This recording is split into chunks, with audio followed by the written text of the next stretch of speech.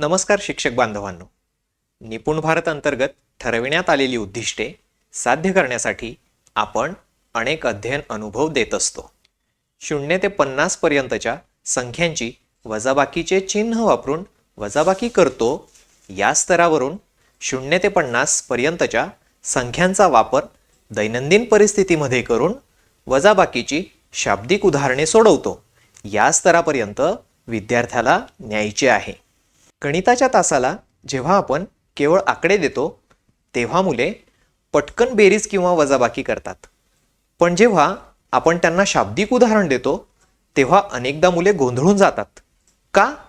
कारण तिथे फक्त गणित नसते, तर तिथे भाषा आणि तर्कशास्त्र सुद्धा असते. आजच्या व्हिडिओमध्ये आपण वजाबाकीची शाब्दिक उदाहरणे सोडविण्याची एक शास्त्रीय पद्धत आणि काही शैक्षणिक कृती पाहणार आहोत, ज्यामुळे तुमच्या वर्गातील प्रत्येक मूल आत्मविश्वासाने ही उदाहरणे सोडवेल. चला तर मग सुरू करूया. मित्रांनो, कोणत्याही शाब्दिक उदाहरणाची उकल काढण्यासाठी मुलांनी 3 पायऱ्या अचूकपणे पार पाडणे आवश्यक असते. पहिली पायरी आहे वाचन. हे केवळ शब्दांचे वाचन नसून अर्थपूर्ण वाचन असावे लागते. दुसरी पायरी आहे आकलन, म्हणजे वाचलेल्या माहितीतून परिस्थिती समजून घेणे, काय दिले आहे आणि काय काढायचे आहे. तिसरी आणि शेवटची पायरी आकडेमोड, म्हणजेच गणिताची योग्य मांडणी करून उत्तर काढणे. चला हे समजून घेण्यासाठी आपण एक उदाहरण घेऊया. रमेशकडे 27 रुपये होते, त्यातील 13 रुपये त्याने रमाला दिले. तर आता रमेशकडे किती रुपये उरले? आता आपण पहिल्या पायरीकडे जाऊ, वाचन. जर मुलाला रमेश, रुपये किंवा दिले हे शब्द वाचता येत नसतील तर त्याला मदत करूया. शाब्दिक उदाहरणात असल्यास जोडाक्षरे वाचायला विद्यार्थ्याला मदत करा. मुलाने उदाहरण आकलनासह वाचणे खूप महत्त्वाचे असते. आता सर्वात महत्त्वाची दुसरी पायरी आकलन. इथे आपण मुलाला प्रश्न विचारायचे.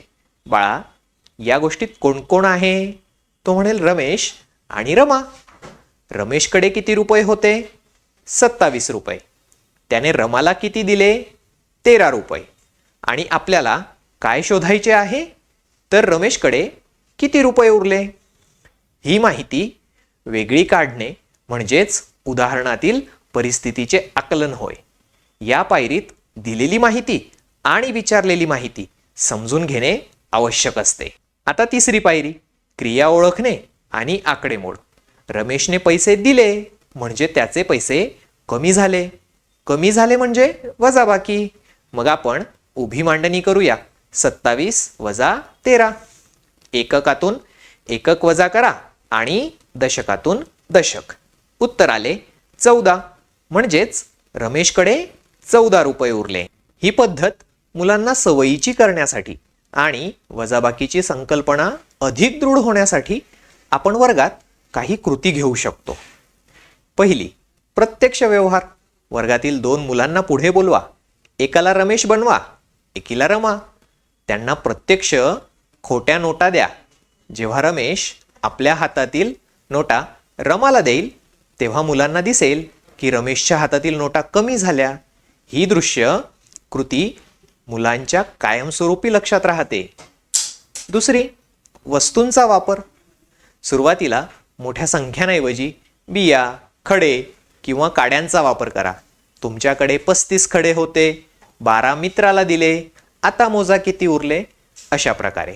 तर शिक्षक मित्रांनो, शाब्दिक उदाहरणे कठीण नसतातच. फक्त ती सोडविण्याची पद्धत शास्त्रीय आणि रंजक असली की मुलं गमतीनं ती सोडवतात. वाचन, परिस्थितीचे आकलन आणि आकडेमोड या 3 टप्प्यांतून मुलांना नेले तर त्यांची शाब्दिक उदाहरणाची भीती नक्कीच दूर होईल. भेटूया पुढच्या शैक्षणिक व्हिडिओमध्ये. धन्यवाद.